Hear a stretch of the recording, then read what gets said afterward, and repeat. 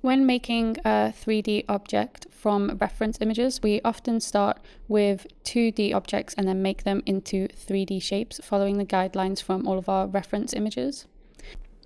If we select these 5 sections here, and we hit Tab to go into edit mode, we can press A to select all of the vertices.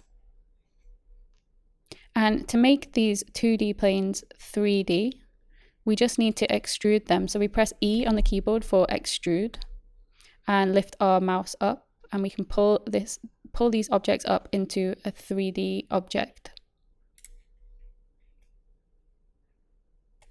If we hit Tab and go back into object mode, you can see that we've made them into 3D objects, but they do look quite balloon-like.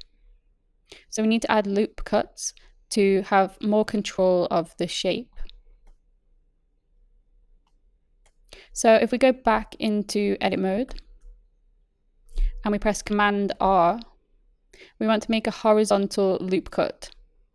And if we scroll our mouse wheel before we click, we can choose the amount of loop cuts that we can make. I want to make 3 loop cuts per section. And if you click that, I can now move my mouse up and down and choose where I want to place the loop cut. And I'm just moving it up and down so you can see what effect the loop cut has. So it allows us to have greater control of the shape of the object. So I'm just going to place these loop cuts in the center of the object. And I'm going to repeat that process for these other sections of the sole. So Command R, scroll the mouse wheel to make 3 loop cuts and place them in the middle. Again, Command R, 3 loop cuts and place them in the middle. So Command R, 3 loop cuts, and you can press twice, and Command R, 3 loop cuts, and if we press twice there, if you don't have a mouse, you can change the amount of loop cuts here in this menu. Now if we hit Tab, you can see they're a lot less balloon-like than they were before, and it looks a little more like what the shoe should look like at the final stages.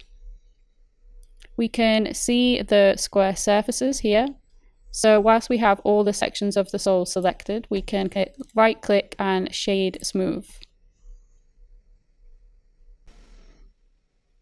Let's number these sections 1, 2, 3, 4, 5 and number them up here. So 1 is the front, 2 is the middle front, 3 is the middle, 4 is the middle back, and 5 is the back.